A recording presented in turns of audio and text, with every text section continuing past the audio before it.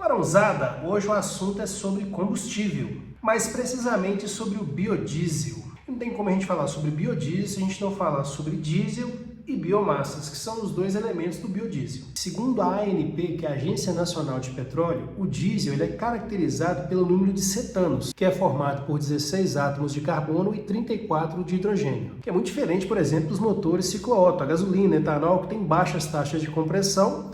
Porém, o diesel ele vai ter uma alta taxa de compressão, uma injeção direta de combustível e ele vai entrar em combustão através da alta temperatura provocada pela alta pressão da câmara de combustão. Taxa de compressão novamente. E daí você tem a primeira explicação por que os motores a diesel possuem mais torque que os motores a gasolina. A gasolina, o principal ativo, ou seja, o principal hidrocarboneto da composição é o octano. Possui 8 átomos de carbono e 18 átomos de hidrogênio na sua composição molecular. Já o cetano do combustível a diesel ele possui 16 carbonos e 34 hidrogênios, ou seja, uma composição molecular muito mais extensa. E essa característica de se adaptar tão bem a altas taxas de compressão e não entrar em combustão, como por exemplo aconteceria com a gasolina, é que fez com que esse combustível adaptasse tão bem ao motor ciclodiesel, que inicialmente foi testado com óleo de amendoim, ou seja, uma biomassa. Já o biodiesel ele é adquirido através de óleo vegetal,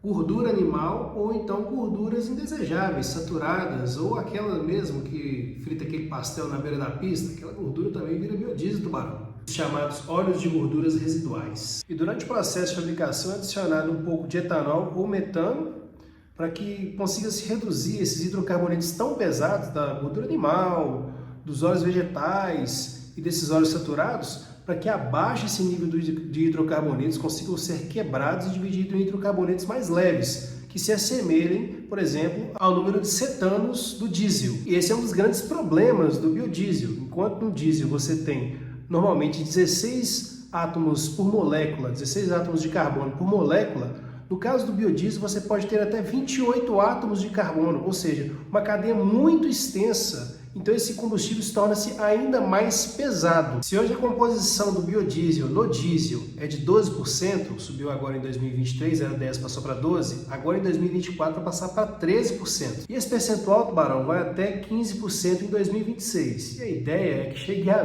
20% até 2030. Não tá fácil não, tubarão. E não é segredo para ninguém que nós vivemos uma crise de combustível há muito tempo. O petróleo, que o diesel é derivado de petróleo, ele é um bem escasso e não renovável, e o mundo tem sofrido com esse tipo de problema. Não é só a questão dos poluentes, é também a falta de combustível. Mais de 23% do diesel consumido no Brasil, ele é fruto de importação. Aí já viu, né, tubarão? Os caras lá fazem guerra lá no Oriente Médio, aquela bagunça toda, e é lá que tem a maior quantidade de petróleo, lá e na Venezuela. Então, investir em biodiesel é quase que essencial. Então, não vejo de uma outra forma a questão do governo. Vai se investir em biodiesel ou então tentar encontrar uma reserva de petróleo muito grande no Brasil, que ainda assim não vai excluir o biodiesel da jogada. Então o caminho é esse, tubarão, a não ser o carro elétrico, que está chegando por aí. Então resumindo, o biodiesel é ruim? Não. O grande problema é a quantidade de matéria-prima que ele é feito no Brasil. Se fosse, por exemplo, só o babaçu, seria ótimo, porque o grama-mol é muito semelhante ao diesel. Mas, por exemplo, a mamona já é um óleo muito mais pesado em relação ao diesel.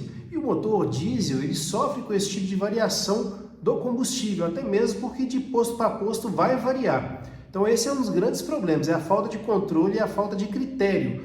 Estabelecer os parâmetros mínimos e máximos e fiscalizar de fato o combustível que é abastecido nas bombas.